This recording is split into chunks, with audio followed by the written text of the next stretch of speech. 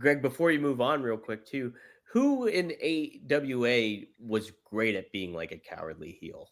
Who was like, I know you mentioned Heenan. Howard Heel, I mean, Heenan was the best of all Heenan, time, yeah, yeah, without a doubt. yeah. Uh, we had a lot of, I mean, Ray Stevens was another one.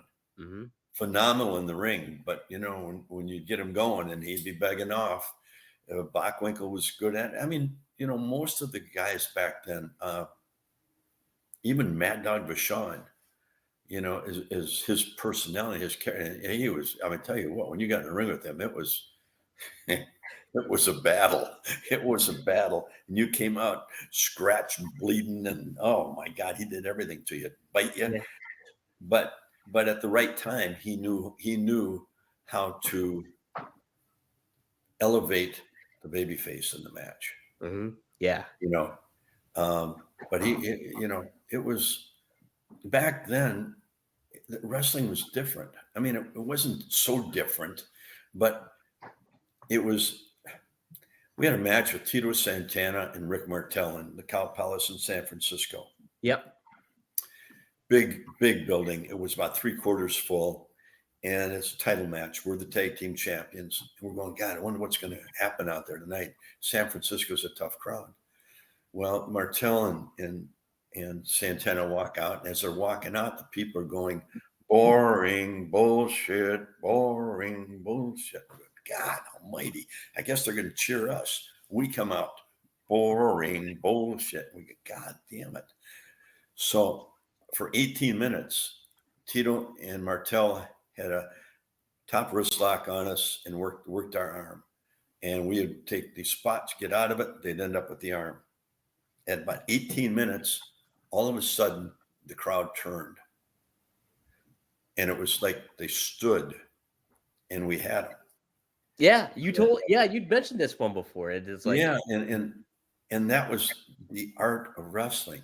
Yeah. And then we were scheduled for about 22 minutes. 45 minutes later, when we got out of the ring, and we had the people standing from 18 minutes up to that. You had them going. And it was just it was a clean match. Mm-hmm. But again, it's that storytelling. Yeah, yeah. And I don't. Megan, TA was excellent at that. Yeah. You don't get anywhere in wrestling if you couldn't do it. Right. Magnum, who I mean, obviously, like, Flair's somebody that kind of stands out as like a good cowardly heel in the NWA and stuff like that. But any understated talents that you were like, man, they were really good at being that good cowardly heel kind of thing. Buddy Landel was who was it?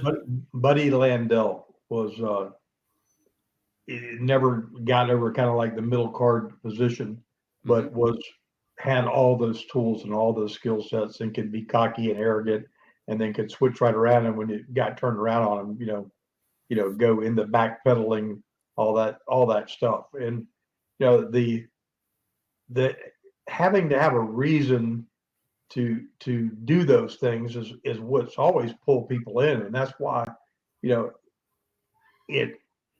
that's why Roman got so hot, because as impressive as he looked, he always had a family member, always had somebody coming in. Here's this great big 270-pound beast who's always got to have somebody come help him to, defend and save his title that he's, boasting and had in so many months and all that kind of thing. But that basic philosophy, if they don't have to have a reason to do that, there's nothing to get upset about. And when they have some of these classic contests portrayed on all kinds of different events. It could be Ring of Honor or AEW or whatever. And if they're just two very able-bodied athletes, and then and at the end, it's just a finish for no apparent reason that doesn't elevate somebody or make you hate somebody more or like somebody more. It even though they got the pop for the minute, it doesn't like take you to the next step. And the WWE, for years didn't like even that term heels and baby faces, but they've darn sure gone right back to it. And they don't call it that way, but you know what? It won't be long before they will, because pro wrestling is no longer a bad word. And I've heard Cody and Rock both talking about heels and all that kind of stuff. So there's some reason those formulas about good guys and bad guys have always worked. And Eddie Graham told me years and years ago when I first started that every night you had to reestablish yourself as to if you're the baby face, that you could out wrestle, out fight whoever you're in the ring with, to give them a reason to have to heel. And if you couldn't do that, if they could just go out there and beat you, then they were just better than you were, and they really weren't a heel. Yeah.